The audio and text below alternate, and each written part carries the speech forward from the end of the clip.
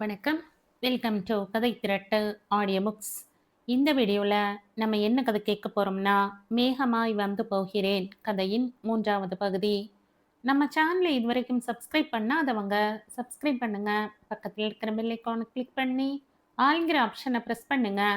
So that நான் போடுற கதைகளை உடனுக்குடனே நீங்கள் கேட்கலாம். வாங்க கதைக்குள்ள போகலாம். குருவின் விழிகள் சினம் கொண்டு சிவந்திருக்க, இவர்களது உரையாடல் புரியாமல் குழப்பத்துடன் இருவரையும் மாறி மாறி பார்த்த வண்ணம் நின்றிருந்தாள் வெண்பா. என்னது, குரு அப்பாவா? அவர் என்ன பெரிய டானா அண்ணா என்று வியந்து விழி விரிய கேட்ட விதம் சுகித்தனுக்கு சிரிப்பை ஏற்படுத்த, குருவின் முறைப்பை கண்டு தன்னை அடக்கி கொண்டவன், இல்லம்மா, அவர் பெரிய டான்லாம் இல்ல, ஆனா என்று ஏதோ சொல்ல வந்தவனை பார்வையாலேயே தடுத்தான் குரு. இந்த பேச்சில் அந்த பாதுகாவலர்களை பற்றி கேட்க மறந்து போனாள். அவன் சொல்ல வந்ததை புரிந்து கொண்டவள் போல, ஓ, அப்போ நானும் ரவுடிதான் விஜய் சேதுபதி போல. பெரிய டான் இல்ல, டான் அப்படியாண்ணா என அவனை பார்த்து கேட்க, இம்முறை சுகீர்த்தனோ அடக்க மாட்டாமல் சிரித்து விட்டான். சுகி என அவனை ஒரு உஷ்ண பார்வை பார்க்க, அந்த பார்வையின் அர்த்தம் புரிந்தவனாய் அமைதியானான். மீண்டும் மீண்டும் அவள் அதையே கேட்க, அதில் கடுப்பான குரு, ஒரு இளவும் இல்ல அந்த ஆளு, நீ இதை இப்ப நிறுத்துறையா என்றவன் அவளை திரும்பியும் பார்க்கவில்லை. மறுபடியும் அதை பற்றி தன்னிடம் கேட்டு விடுவாளோ என்ற பயத்தில் சுகீர்த்தனும் அவள் புறம் திரும்பாது யாருடனோ போனில் பேசுவது போல பாசாங்கு செய்து கொண்டிருந்தான். என்ன, இவன் அப்பாவை பத்தி பேசினா அந்த ஆளு இந்த ஆளுன்னு கொஞ்சம் கூட மரியாதையே இல்லாம பேசுறான், இதுல இவனுக்கு கோபம் வேற என குழம்பி போய் தன்னுள்ளேயே புலம்பிக் கொண்டிருக்க, அந்த அறையின் கதவு தட்டப்பட்டு திறக்கப்பட்டது. மூவரும் யார் என நிமிர்ந்து பார்க்க, வெளியே குருவின் பாதுகாப்புக்கென நியமிக்கப்பட்டிருந்த ஒருவன் உள்ளே நுழைந்து, சார், மந்திரி இதுமா, தவ வினாடி தகயகின் மதனட்ட என பவ ஆரஞ்சிய லெபனா சார். சார், அமைச்சர் அவர்கள் இன்னும் 10 நிமிடங்களில் இங்கே வருவதாக தகவல் வந்திருக்கு சார் என்றவன் குருவின் தலையசைப்பை பதிலாக பெற்றுக்கொண்டு வெளியேறினான். அமைச்சரா? அவர் ஏன் இங்க வரணும்? ஆமா, யாருன்னா அந்த காட்ஸ்? ஏன் குருவுக்கு பாதுகாப்பா இருக்கணும் என தலையை சொரிந்தபடி சுகீர்த்தனிடம் வினவ, அவளுக்கு என்ன பதில் சொல்வதென தெரியாமல் குருவை பார்க்க, அவனோ கழுத்து நரம்புகள் புடைக்க, கோபத்தில் கண்கள் சிவக்க, சுவரை வெறித்த வண்ணம் அமர்ந்திருந்தான். அந்த ஆளு இப்ப ஏன் இங்க வரணும்? நான் இருக்கனா இல்ல செத்துட்ட நான பார்க்க வராராமா? ச என்ற தலையணை ஒன்றை விசிறி அடிக்க, அதை எடுத்து மீண்டும் கட்டிலில் வைத்த சுகி, குரு, ஏன்டா இப்படி பேசுற? அவர் உன்னை பார்க்கத்தானே வராரு என்றவன் அவன் அருகில் வந்து தோளை தொட்டு, ப்ளீஸ் குரு, அவர் முன்னாடி இப்படி கோபப்படாத, அவர் என்ன சொன்னாலும் பொறுமையா இருடா என்று அவனிடம் கெஞ்சுவது போல கூறினான் அவன். அந்த நேரம் அவ்வறையின் கதவு திறக்கப்பட, வெள்ளை நிற உடையில் பக்கா அரசியல்வாதி தோற்றத்துடன் உள் நுழைந்தார் குரு பிரகாஷின் தந்தை வேதநாயகம். அவர் வந்ததும் அவரை வரவேற்று நாற்காலியில் அமர வைத்தான் சுகீர்த்தன். அவரை வரவேற்க வேண்டியவனோ வேண்டுமென்றே போனில் புதைந்திருந்தான். இல்லை, அப்படி பாவ்லா செய்து கொண்டிருந்தான். இத்தனைக்கும் அவனை பார்க்க வந்திருப்பது அவனை பெற்ற தந்தை. ஒரு சிரிப்புக்கு கூடவா பஞ்சம்? இவன் ஏன் இப்படி நடந்து கொள்ள வேண்டும்? அவரை பிடிக்காமல் இருக்கலாம், ஆனால் வந்தவரை மரியாதை நிமித்தமாக கூட வரவேற்காமல் இருப்பது முறையல்லவே. குருவின் செய்கை அவள் மனதை ஏனோ முரண்டியது. அந்த அறையை சுற்றி நோட்டம் விட்டவர் ஒரு ஓரமாக நின்று கொண்டிருந்த வெண்பாவை அப்போதுதான் கவனித்தார். அதை கண்டு கொண்ட சுகீர்த்தன் அவர் கேட்கும் முன்னரே முந்திக் கொண்டு கல்லூரியில் தங்களோடு கற்கும் ஜூனியர் மாணவி என அறிமுகப்படுத்த, உருவ முடிச்சுடன் அவளை பார்த்துவிட்டு சுகீர்த்தனின் பக்கம் திரும்பினார். அதை அறியாதவளோ தன் தலையை தட்டியபடி ஏதோ ஒன்றை நினைவில் கொண்டு வர முயற்சித்து கொண்டிருந்தாள். என்னப்பா சுகி, எப்படி இருக்க? படிப்பெல்லாம் எப்படி போகுது என்று அவனுடன் சகஜமாக தொடர, அவனும் அதற்கேற்றாற் போல பதில் அளிக்க, குரு அவரிடம் பேசவில்லை. தொடர்ந்து சுகீர்த்தனே பேச, என்ன நினைத்து கொண்டிருக்கிறான் இவன்? பெற்ற தந்தை வந்திருக்கிறேன், என்னை அவமானப்படுத்துவதே இவன் வேலையாகிவிட்டது என எண்ணியவர் குருவை நோக்கி, குரு என்று அழைக்க, சொல்லுங்க உனக்கு இப்ப எப்படி இருக்கு என அவன் நலம் குறித்து விசாரிக்க, நான் இன்னும் சாகல, நல்லாத்தான் இருக்கேன். ஏன் என்னையும் கொல்ல முயற்சி செய்துகிட்டு இருக்கீங்களா? உங்க வழக்கம் அதுதானே என்று வெடுக்கென பதில் அளித்தான் குரு. அவனது பதிலில் சிறிது கோபம் அடைந்தவர், குரு, உன்னோட அப்பா நான். நீ இப்படி பேசுறதால உன் அப்பா இல்லைன்னு ஆகாது. என்னோட பல வேலைகளை புறம் தள்ளிட்டு தான் உன்னை பார்க்க வந்திருக்கேன் என்று கூற, நீங்க என்னை வந்து பார்க்கணும்னு எந்த அவசியமும் இல்லை. என்னை வந்து பாருங்கன்னு உங்ககிட்ட நான் கெஞ்சவும் இல்லை. உங்களுக்கு தாராளமா இங்கிருந்து போகலாம் என்றான் அலட்சியமாக. குரு என்று அவனை பேச வேண்டாம் என்று தடுக்க வந்த நண்பனை பார்வையாலேயே நிறுத்தியவன் வெண்பாவை பார்க்க, அவளோ மலங்க மலங்க விழித்த வண்ணம் இருவரையும் மாறி மாறி பார்த்து கொண்டு நின்றாள். அவனது பார்வை சென்ற திசையை கண்ட வேதநாயகம் குருவிடம், குரு, உங்கூட நான் தனியா பேசணும் என்றார் அமைதியாக. உங்க கூட தனியா பேசுற அளவுக்கு ஒரு ரகசியமும் இல்லை என்றவன் சுகீர்த்தனையும் வெண்பாவையும் பார்த்துவிட்டு, இவங்க 2 பேருமே எனக்கு என் வாழ்க்கையில ரொம்ப முக்கியமானவங்க, உங்களை விட என்று கூறியவனது பார்வை விரும்பினால் சொல்லலாம், இல்லை என்றால் சொல்லுங்கள் என்ற செய்தியை தாங்கி இருந்தது. சரி சரி சரி சுகி, இருக்கட்டும். ஆனா இந்த பொண்ணு என்று இழுத்தவரின் பார்வை அவள் மேல் இருக்க, அவளும்தான் எனக்கு முக்கியமானவள்னு சொன்னனே என்று குரல் உயர்த்தி கூற, அவருள் பொங்கி எழுந்த கோபத்தை வெகு பிரயத்தனம் செய்து கட்டுக்குள் கொண்டு வர வேண்டியதாய் போயிற்று. இருந்தாலும் குருவின் குணம் அறிந்து முகத்தில் எதையும் காட்டிக்கொள்ளாமல் அவனிடம் தான் கூற வந்த விஷயத்தை கூறத் துவங்கினார்.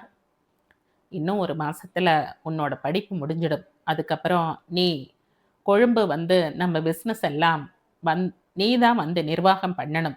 எனக்கு பிறகு நீதானே இந்த சொத்து என்று அவர் கூறி முடிப்பதற்குள் இடையிட்டவன், உங்க சொத்துக்களை பாதுகாக்க வேண்டிய பொறுப்பு எனக்கு இல்லை. என்ன உரிமையில நான் அதெல்லாம் கட்டி காக்கணும்னு சொல்றீங்க? அந்த பாவப்பட்ட சொத்துக்கள் எனக்கு தேவையும் இல்லை.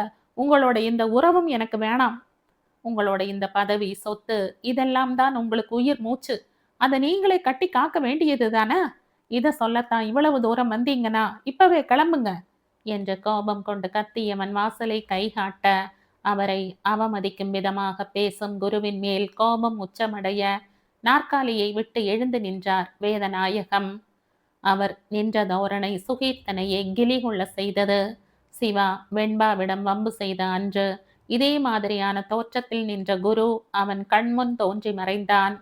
வெண்பாவோ என்ன நடந்து கொண்டிருக்கிறது என்றே புரியாமல் வெலவெலத்து போய் நின்றிருந்தாள்.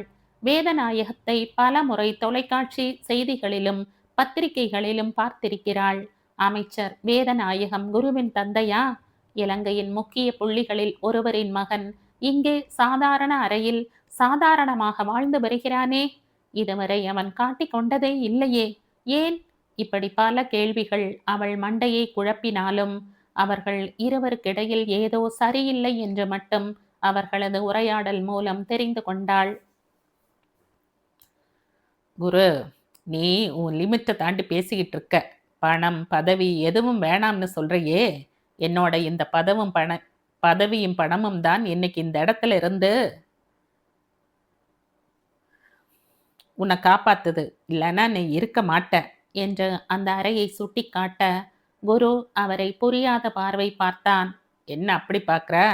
கவர்மெண்ட் ஹாஸ்பிட்டலில் உன்னை போல சாதாரண ஒருத்தனுக்கு இந்த மாதிரி தனி அறை, அதுவும் ஏசி ரூம் கொடுப்பாங்களா என்று நக்கலாக மொழிந்தவர், நீ என்னோட பையன். அந்த ஒரே காரணத்துக்காக உனக்கு இத்தனை வசதிகளும் கொடுத்துருக்காங்க.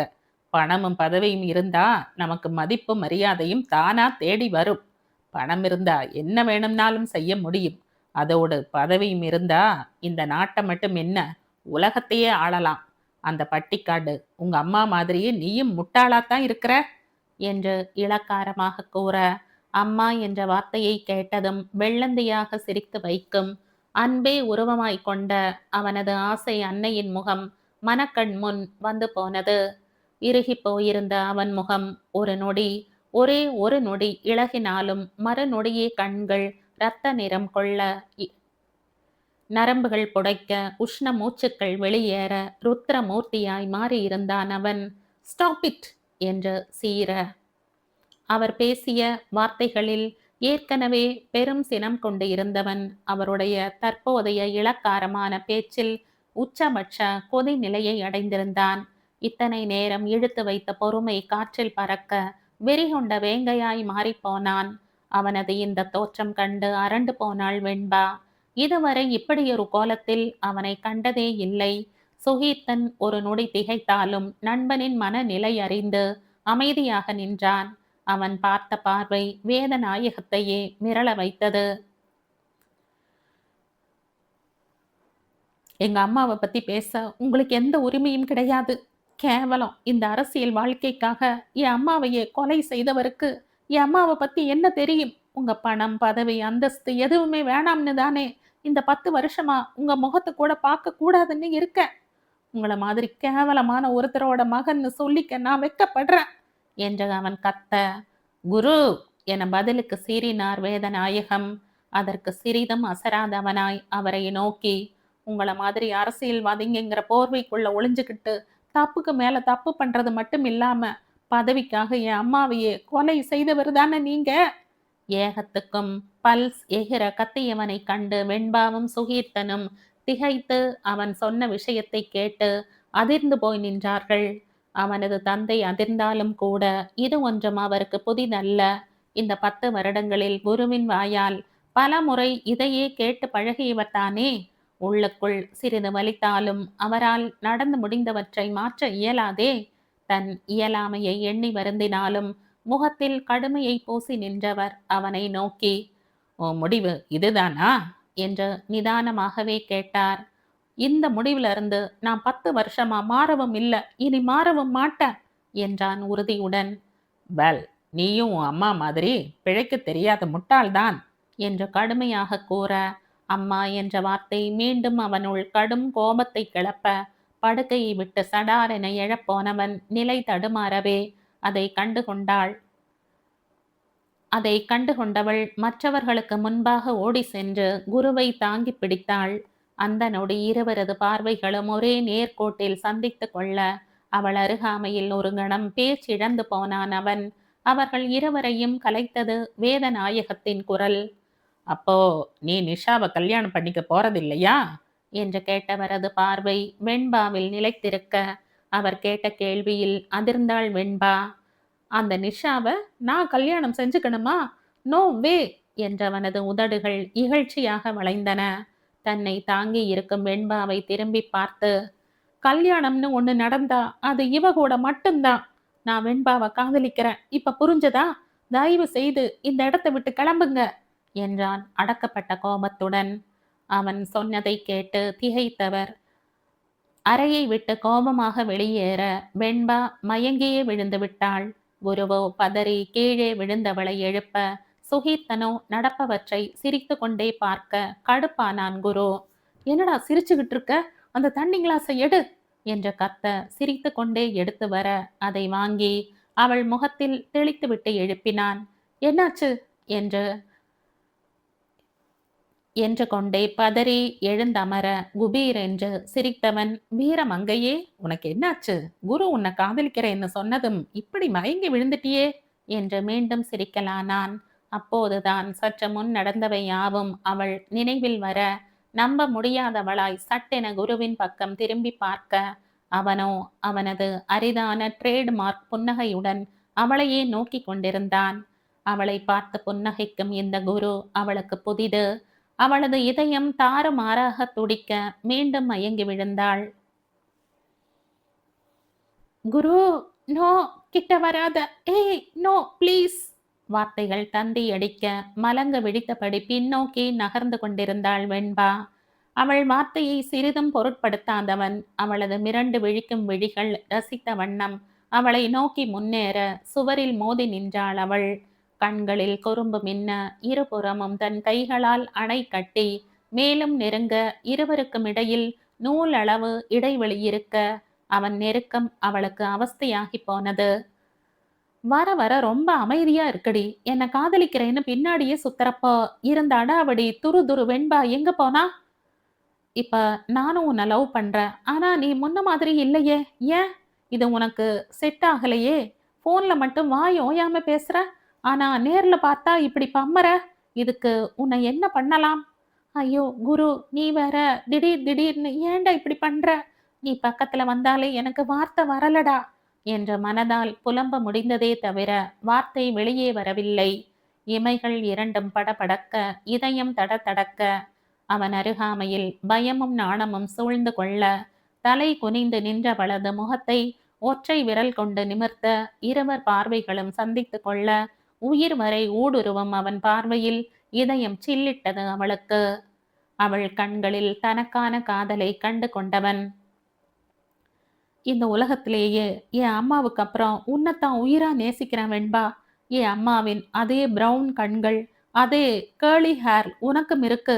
நெற்றியில் இதழ் ஒற்ற விழி விரி அவனையே நோக்கி கொண்டிருந்தாள் அவள். இருவரும் காதலித்து 1 மாதம் கடந்திருந்தது. இதுவரை பல தடவை அவனால் கூறப்பட்டது. அவன் அப்பாவை பற்றி பேச்செடுத்தாலே எரிந்து விழுபவன். அம்மா என்றால் போதும் கண்களில் கனிவுடன் அவரை மாதிரியே அவரை பற்றியே நாள் முழுவதும் பேசிக் கொண்டிருப்பான். ஆனால் மறந்தும் கூட அம்மாவின் இறப்பை பற்றிய பேச்சை அவன் பேச விரும்பவில்லை. அது அவன் மனதை மிகவும் வருத்தும். ஆகையால் அவளும் அதை பற்றி ஒரு நாள் கூட கேட்க முனையவில்லை. அந்நேரம் பாடல் ஒன்றை ஹம் செய்து கொண்டே வீட்டுக்குள் நுழைய அவன் வந்தது கூட தெரியாமல் அக்காதல் கிளிகள் காதல் வானில் சிறகடித்து கொண்டிருக்க, அங்கு அவர்கள் இருவரது நெருக்கத்தை கண்டு வந்த வேகத்திலேயே அபவுட் டேர்ன் செய்து நின்று கொண்டே, அடப்பாவி வயசு பையனை வச்சுக்கிட்டு என்ன காரியம் பண்ற? இதுக்கு தான் என்ன டவுன்ல இருக்க ரெஸ்டாரண்ட் போய் சாப்பாடு வாங்கிட்டு வர சொன்னியா என்ற சுகீர்த்தனின் குரலில் தூக்கி வாரி போட, அவனிலிருந்தும் துள்ளி பாய்ந்து விடுபட்டு ஓடி சமையல் அறைக்குள் புகுந்து கொள்ள குரு அவனிடம் மாட்டிக்கொண்டான். அது வந்து சுகி என்ற பின்னந்தலையை சொரிந்த வண்ணம் தரையை பார்த்து கொண்டே தடுமாற, ஐயோ போதுண்டா சாமி, நீ இப்படி பண்றது பார்க்க முடியல. சரி வா சாப்பிடலாம், மேகி கூப்பிடு என்று சாப்பிட தயாராக அவளும் வந்து சேர்ந்தாள். இருவர் முகத்தையும் பார்க்கவே அவளுக்கு கூச்சமாக இருந்தது. இது போதாதென்று குரு வேறு அவள் பக்கத்தில் அமர்ந்து அவளை சீண்டிக் கொண்டே இருந்தான். அவளுக்குத்தான் பெரும் பாடாய் ஆனது. உணவின் போது, ஏன் மேகி, நீ உன் அம்மா வயித்துல இருந்தப்போ உங்க அம்மா தினமும் 3 வேளை மேகி நூடுல்ஸ் சாப்பிட்டு இருப்பாங்களோ என அவனது அரும் பெரும் சந்தேகத்தை கேட்டான் சுகி. அது புரியாதவள், இல்லையே, ஏன் அண்ணா? இல்ல, உன் தலை மேகி நூடுல்ஸ் மாதிரியே இருக்கே என்று அவளை கலாய்க்க, குருவும் அவனுடன் இணைந்து அவளை கலாய்க்க, சளைக்காமல் அவர்கள் இருவருடனும் வாயாடிய வண்ணம் உண்டு முடித்தனர். அன்று பல்கலைக்கழக பரீட்சைகளுக்காக ஸ்டடி லீவ் வழங்கப்பட்டது. வழக்கம் போல வெண்பாவை அழைத்து கொண்டு கிளம்ப, அன்று அவள் எதையோ பறி கொடுத்தது போல அமைதியாகவே வர தன் பைக்கை ஓரமாக நிறுத்தினான். ஹேய் பேபி, உனக்கு என்னாச்சு? ஏன் அமைதியா இருக்க என்றவன் அவள் முகத்தை பார்க்க, அவள் கண்கள் ஏகத்துக்கும் கலங்கி இருக்க பதறித்தான் போனான் குரு. என்னாச்சுடா, ஏன் அழற? இனி 2 வாரத்துக்கு உன்னை பார்க்க முடியாதே குரு. உதடுகள் பிதுங்க மீண்டும் அழுதாள். அவளது அழுகைக்கான காரணத்தை கேட்டதும் முன்னைய பதற்றம் மறைந்து உதடுகள் மலர்ந்தன. சிறு குழந்தையை ஒத்த அவளது செய்கை அவனை ரசிக்கவே செய்தது. தரையை பார்த்த வண்ணம் நின்றிருந்தவள் முன்னே வந்து இடுப்பில் கை வைத்து குனிந்து அவள் முகம் நோக்கி, உன்னால என்னை பார்க்காம இருக்க முடியாதா என்று ஹஸ்கி குரலில் கேட்க, மிக அருகாமையில் அவன் குரல் கேட்டதும் திடுக்கிட்டு தலை உயர்த்த, அவன் முகமோ அவள் முகத்திற்கு வெகு அருகில் காணப்பட, விழி விரிய நின்றவளின் கையை பற்றி அவன் கை வளைவுக்குள் கொண்டு நிறுத்தி மீண்டும் அதே கேள்வியை கேட்டான். அவன் அருகாமை அவளை அவஸ்தை கொள்ள செய்யும். அதே நேரம் தன்னை தெரிந்தவர்கள் யாரேனும் பார்த்து விடுவார்களோ என்ற பயமே மேலோங்கியது. குரு விடுடா, யாராவது பார்த்துட போறாங்க. அவன் பிடியில் இருந்து விடுபட முயல அவன் விடுவதா இல்லை. ஏன் பார்த்தா என்ன, நாம லவ்வர்ஸ் தானே, இதுல என்ன இருக்கு, வா அப்படியே நாம காஃபி ஷாப் போகலாம் என்றான் சாதாரணமாக. அவள் இருந்த மனநிலையில் அவளுக்கு எங்கும் செல்ல தோன்றவில்லை. எனவே அவன் விழிகள் நோக்காமல் தரையை நோக்கி குனிந்தபடியே, இப்ப என்னால எங்கேயும் வர முடியாது, ஏற்கனவே லேட். நான் வீட்டுக்கு போகணும் குரு என்று அவள் உறுதியான குரலில் கோர, அதற்கு மேலும் அவளை வற்புறுத்த மனமற்று முகத்தை தூக்கி வைத்து கொண்டு வண்டியில் ஏறினான். அவளின் மறுப்பு அவனில் ஒரு முக சுளிப்பை ஏற்படுத்தியது. அவனுடைய முகத்தில் தெரிந்த ஒதுக்கும் வலித்தாலும் ஏனோ இதமாகவும் இருந்தது. தாயிடம் கோபப்பட்டு முகத்தை தூக்கி வைத்துக் கொள்ளும் குழந்தை போல அவன் இருந்த விதம் அவள் மனதில் இதம் பரப்பவே செய்தது. வண்டி அவளுடைய இல்லம் நோக்கி விரைய கண்ணாடி வழியே தன் அவனின் முகத்தையே பார்த்து கொண்டு வந்தாள். வழமையாக அவள் இறங்கும் இடத்தில் இறங்கி, குரு, நான் போகட்டா என்று இழுவையாக கேட்க, அவனோ எந்த பதிலும் கூறாமல் நேர் பார்வை பார்த்தபடியே எக்ஸலேட்டரை முறுக்க, அதிலேயே அவனது கோபத்தை உணர்ந்தாள். அவன் முன்னே போய் நின்று வலுக்கட்டாயமாக முகத்தை தன் பக்கம் திருப்பி, டேய் குரு, என்ன பாருடா, நீ சிரிச்சா தாண்டா என்னால நிம்மதியா போக முடியும், கோபமாடா என்று கெஞ்சும் குரலில் கேட்டாள் அவள். இப்படி கேட்டால் அவனால் மறுப்பாக தலையசைக்க முடியுமா என்ன? ஆசை கமழ தன் அவளை நோக்கியவன், உன் மேல கோபப்பட்டா அது என்னையே நான் வெறுக்கிற மாதிரிமா என்ற உதடுகள் விரிய பதில் அளித்துவிட்டு சிறு தலையசைப்புடன் விடை பெற்று செல்ல, அவளும் சந்தோஷமாகவே வீடு நோக்கி நடந்தாள். இரு விழிகள் குரோதத்துடன் அவர்களையே நோக்கி கொண்டிருந்தது. அதை அறியாமல் போனதுதான் விதி செய்த சதியோ? புன்னகை முகத்துடன் வீட்டினுள்ளே நுழைந்தவளை முறைத்த வண்ணம் வரவேற்றார் வெண்பாவின் சித்தி இந்திரா. அந்நேரம் அங்கு இந்திராவை எதிர்பாராதவள் மிரண்டு விழித்தாள். என்ன வெண்பா, இவ்வளோ லேட்டா வர்ற? 5 மணியாச்சு, எங்க போயிருந்த என்று அதட்டும் குரலில் கேட்க, தடுமாற அவரது ஆராயும் பார்வை அவளை துளையிட, சட்டென்று முக பாவனையை மாற்றியவள் அவரை நோக்கி, அது வந்து சித்தி, திவ்யாவுக்கு உடம்பு சரியில்லைன்னு இன்னைக்கு காலேஜ் வரல. அதான் அவ வீட்டுக்கு போய் அவளை பார்த்துட்டு வர கொஞ்சம் லேட் ஆயிருச்சு என்று வாய்க்கு வந்ததை உளறினாள். தினமும் இப்படித்தான் லேட்டா வரையா என்று அவளிடம் வினவ, இல்லையே என்று தலையசைத்தாள். அவளை நம்பாத பார்வை பார்த்தவர் தங்கை இந்துமதியை பார்க்க, அவரும் வெண்பாவின் கூற்றையே ஆமோதிக்க, அதற்கு மேல் அவளிடம் கேள்வி கேட்டு குடையவில்லை. வெண்பாவின் தாயின் மூத்த தங்கைதான் இந்திரா.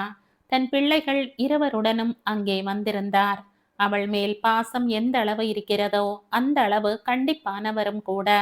எனவே வெண்பாவுக்கும் இந்திரா சித்தி என்றால் கொஞ்சம் பயம்தான். விட்டால் போதும் என தன் அறைக்குள் சென்று கதவை சாத்தியவள் முதல் வேலையாக போனை எடுத்து குறுந்தகவல் ஒன்றை குருவிற்கு தட்டிவிட, மறக்காமல் சைலண்ட் மோடிற்கு மாற்றிவிட்டு, சித்தி வந்துட்டாங்க, இனி ரொம்ப கேர்ஃபுல்லா இருக்கணும் என்று எண்ணியவாறு குளியல் அறைக்குள் நுழைந்தாள். தன் படுக்கையில் சாய்ந்திருந்தவன் நினைவுகள் முழுவதும் அவளே. எப்படி இருந்த என்ன இப்படி மாத்திட்டாளே என்று தனக்குத்தானே சிரித்து கொண்டான். இந்த 1 மாத காலத்தில் அவனுக்கு சகலதுமாகி போனாள் வெண்பா. இந்திரா சித்தியின் குடும்பமும் அங்கே இருந்ததால் அடுத்து வந்த நாட்களில் அவளால் குருவை சந்திக்க முடியாமல் போனது. முன்பு போல போனிலும் அவ்வளவாக பேசிக்கொள்ள முடியவில்லை. குருவும் இறுதி ஆண்டு பரீட்சைக்கு படித்து கொண்டிருந்தமையால் இருவரும் பெரிதாக அலட்டிக் கொள்ளவில்லை. இப்படியே வாரங்கள் கழிந்தன. குருவின் பரீட்சைகளும் நிறைவடைந்து விட்டது. அன்று பல்கலைக்கழகத்தின் கடைசி நாள். அவர்கள் வழக்கமாக சந்தித்து கொள்ளும் பேராதெனிய தாவரவியல் பூங்காவின் வாகை மரத்தடியில் இருந்த மர பெஞ்சில் சோகமே உருவாய் அமர்ந்திருந்தாள் வெண்பா. அவளது சுருள் கூந்தல் காற்றில் அசைந்தாட அமர்ந்திருந்தவளை தூரத்திலேயே கண்டுகொண்டவன் புன்னகையுடன் தன் அழகு பதுமையை நோக்கி நடந்தான். அவள் பின்னே நின்று அவளது இரு கண்களையும் தன் கை கொண்டு மூட அவளிடமிருந்து ஒரு அசைவும் இல்லை. காதருகே குனிந்து, வந்து ரொம்ப நேரமாச்சா என்று கேட்க, அப்போதும் பதில் வராமல் போகவே அந்த பெஞ்சின் சாயும் பகுதியை பிடித்து முன்னால் பாய்ந்து அவள் அருகில் அமர்ந்து கொண்டான். எங்கேயோ வெறித்து பார்த்த வண்ணம் அமர்ந்திருந்தவளை யோசனையாய் பார்த்தவனுக்கு அவள் அப்படி இருப்பதற்கான காரணமும் புரியவே குறு நகையுடன், டார்லிங், இங்க பாரு. அவள் இரு கன்னங்களையும் பற்றி தன் புறம் திருப்ப அவள் விழித்திர இரண்டும் கலங்கி செந்நிறம் கொண்டிருக்க, ஹேய், ஏன் இப்படி அழுதுருக்க, என்னாச்சு என அவளது இந்த அழுகைக்கான காரணம் அறிந்தும் அறியாதவன் போல கேட்டான். ஏன் எதுக்கு அழறேன்னு உனக்கு தெரியாதா குரு? அவனிடமே திருப்பி கேட்க அதை ஆமோதிப்பது போல தலையசைத்துவிட்டு புன்னகையுடன் அவளை ஏறிட்டான். தான் இருக்கும் நிலையில் அவனது புன்னகை அவளை கடுப்பேற்ற அவன் கையை தட்டி விட்டவள் மூக்கை உறிஞ்சியபடி, நீ இனி காலேஜ் வரவே மாட்ட, உன்னை பார்க்கவே முடியாதுன்னு தான் நான் இங்க ஃபீல் பண்ணிக்கிட்டு இருக்க. ஆனா நீ கூலா சிரிச்சுக்கிட்டு இருக்க, உனக்கு கொஞ்சம் கூட கவலையே இல்லை இல்ல என்ற வாய்க்கு வந்ததை எல்லாம் கூறி ஆதங்கத்துடன் சத்தமிட அவனோ அவளின் கோப வதனத்தின் அழகை ரசித்தபடி மாறா புன்னகையுடன் பார்த்திருந்தான்.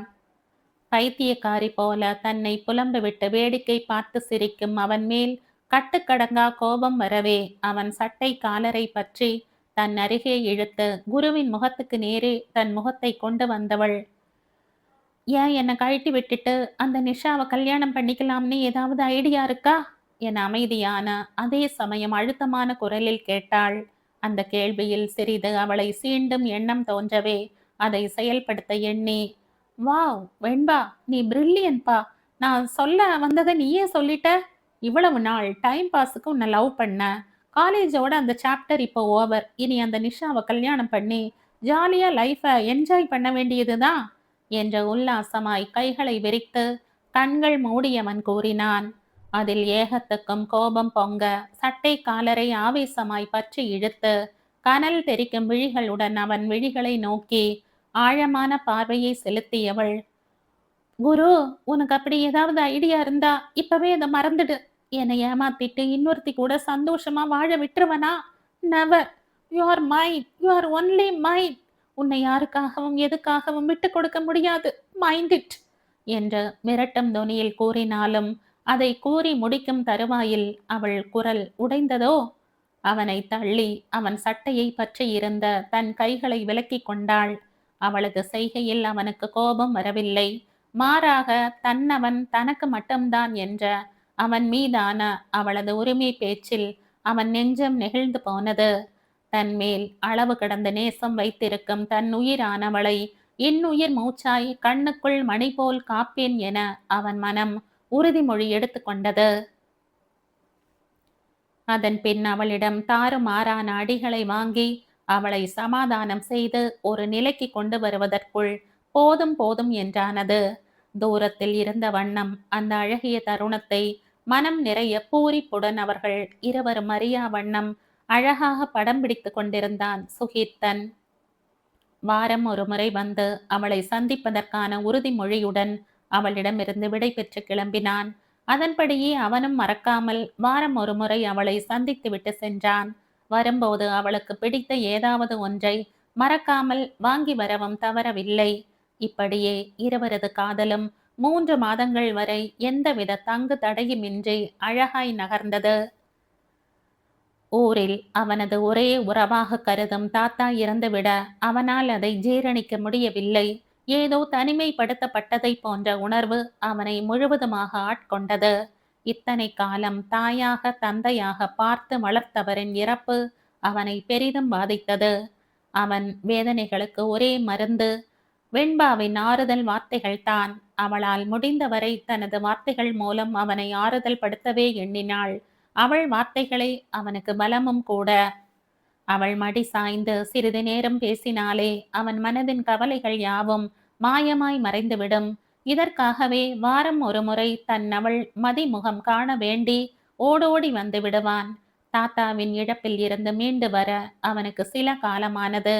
அதன் பிறகு வந்த நாட்கள் இருவர் வாழ்விலும் மறக்க முடியாத அழகிய பொன்னான நாட்களே. சில நாட்களாகவே அவளுக்கு குரு தன்னிடம் சரிவர பேசாதது போல் ஒரு உணர்வு தோன்ற ஆரம்பித்தது. ஒரு நாளில் பல மணி நேரம் உரையாடியவன் சில தினங்களாக சில நிமிடங்கள் பேசிவிட்டு வேறு வேலை இருப்பதாக கூறி வைத்துவிட இதுவே தொடர்ந்தது. சில தினங்களில் ஓரிரு குறுந்தகவல் மட்டுமே. அதன் பின் 2 நாட்கள் அவளது அழைப்பை ஏற்கவும் இல்லை. அவன் அவளை அழைக்கவும் இல்லை. சுகீர்த்தனும் அவனது குடும்ப திருமணம் ஒன்றிற்காக கனடா சென்றிருந்தான். அவனுக்கு என்னானதோ ஏதானதோ என உள்ளம் பயத்தில் பதறியது. 3 நாட்களுக்கு பின் குருவிடமிருந்து ஒரு அழைப்பு வந்தது. அதற்காகவே காத்திருந்தவள் போல் அழைப்பை எடுத்தவள், டேய் தடிமாடு, ஃபூல், இடியட், எங்கடா போயிருந்த? ஏன்டா இந்த 3 நாளா என் கூட பேசல? உனக்கு என்னாச்சோ ஏதாச்சோன்னு இங்க ஒருத்தி துடிச்சுக்கிட்டு இருக்கா? கொஞ்சம் கூட பொறுப்பே இல்லாம எங்கடா போய் தொலைஞ்ச? என தான் 3 நாட்களாய் அடைந்த தவிப்பு கோபமாய் வெடிக்க அவனை திட்டித் தீர்த்தாள். தன் மீதான காதலையும் கரிசனையையும் எண்ணி அவன் கண்கள் கரித்தது.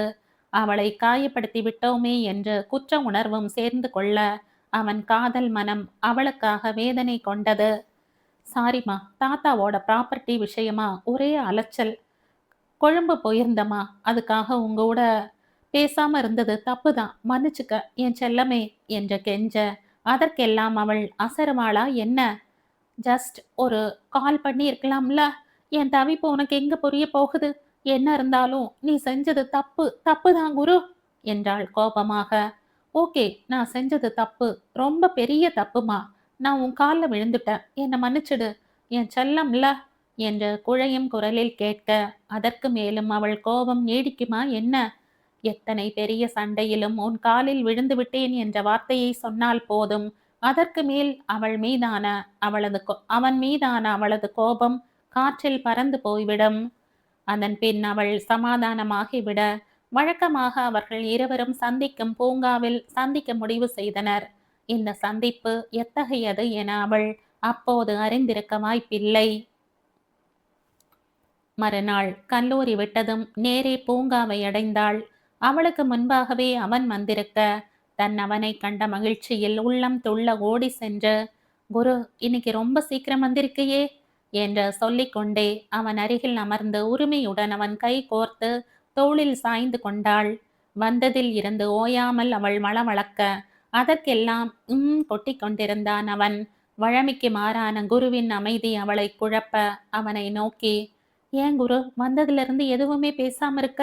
உடம்புக்கு ஒண்ணும் இல்லையே என்ற பதற்றத்துடன் கூடிய அக்கறையுடன் அவன் நெற்றி மற்றும் கழுத்தில் கை வைத்து பார்க்க, அவள் விழிகளில் தனக்கான தவிப்பை கண்டவனுக்கு அவள் தனக்கு மட்டுமே சொந்தமாக வேண்டும், தனக்கு மட்டுமே என அவன் உள் மனம் உறுதி கொண்டது. அவள் புறம் திரும்பி, வெண்பா, நாம கல்யாணம் பண்ணிக்கணும் என்றான். அவன் பேச்சில் சிறிது திகைத்தாலும், அதுக்கு என்ன குரு, நாம கூடிய சீக்கிரமே கல்யாணம் பண்ணிக்கலாம். உனக்கும் அந்த ஜாப் கன்ஃபார்ம்ல. இன்னும் 1 வருஷத்துல என்னோட படிப்பு முடிஞ்சிடும். அதுக்கப்புறம் கல்யாணம் பண்ணிக்கலாம் என்று கூலாக கூறி புன்னகைக்க, நோ, இன்னும் 2 நாள்ல நமக்கு கல்யாணம், அதுவும் ரிஜிஸ்டர் மேரேஜ் என்றான் அழுத்தமான குரலில். இந்த கதையின் தொடர்ச்சியை அடுத்த பதிவில் கேட்கலாம். நன்றி.